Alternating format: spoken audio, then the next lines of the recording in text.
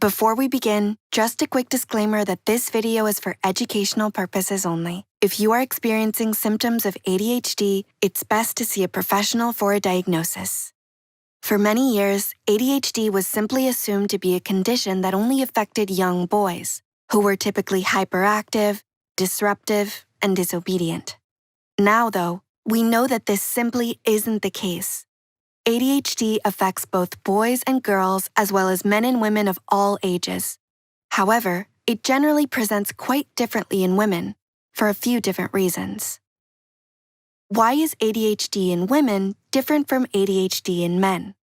According to the CDC, 12.9% of boys are diagnosed with ADHD, while that number is 5.6% for girls.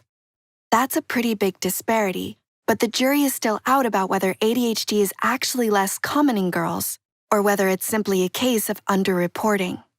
Over the years, virtually all of the research about ADHD has been based on the experience of boys and men, and therefore, the criteria that were developed through that research don't really fit the experience of most women or gender-diverse people.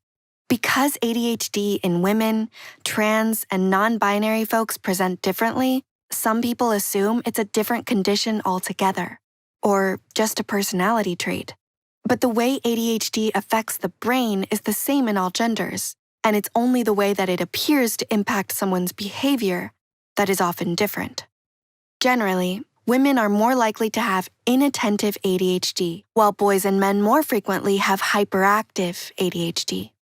Inattentive ADHD presents with symptoms like being forgetful, disengaging from activities around you, and being more easily distracted.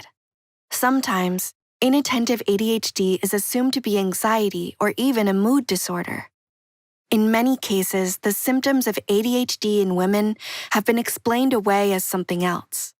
She's just spacey, or she's off with the fairies, or even she's just a chaotic person. This is especially the case in younger girls, which is why many women don't receive the right diagnosis until later in life. Societal pressures and traditional gender roles have impacted ADHD diagnoses in women and set the field back many years. ADHD symptoms in women. Everyone's ADHD presents a little differently, and in women, the symptoms tend to appear quite different from those in men. Do people call you spacey or zoned out? Do you find it hard to lead a regular, balanced life? Do you regularly feel defeated at the end of a chaotic day? Is it difficult to perform tasks like cleaning the house? Do you feel overwhelmed by racing thoughts? Do you struggle to think before you speak? These are just some common symptoms associated with ADHD in women. If you answered yes to at least a couple of these questions, it's possible that you may have ADHD. In general, the symptoms of ADHD in girls appear to be more internalized than those in men. For example, you may well have hyperactive ADHD, but instead of being disruptive and extremely energetic, that hyperactivity may present in racing thoughts and difficulty with concentration. These more internalized symptoms are yet another reason why women often go undiagnosed. ADHD can affect many areas of your life, such as schooling, work, relationships with partners, and relationships with family and friends. But remember, everyone is different, and everyone's experience with ADHD is valid. Things you can do to make life a little easier. ADHD can come with some other unpleasant conditions, such as anxiety, depression, and personality disorders. Staying on top of things is hard enough already, huh? Therefore, it's important that you gain an accurate diagnosis, especially if you're struggling with another condition. When you fully understand your diagnosis, you can then take the right steps to lead a healthier life. 3 key actions that can be of great help are managing your time better, exercising, and using visual prompts. Managing time can be tough with ADHD, but making a simple, coherent daily routine can be of enormous help. Allow yourself ample time for each activity, and if you don't keep to the plan, don't be too hard on yourself.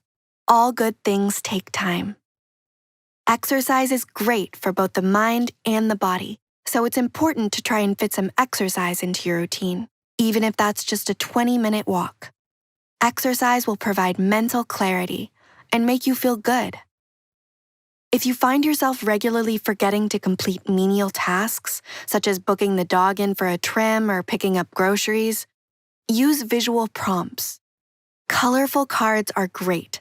Write down a reminder and stick it to the fridge, and you'll be much more likely to remember.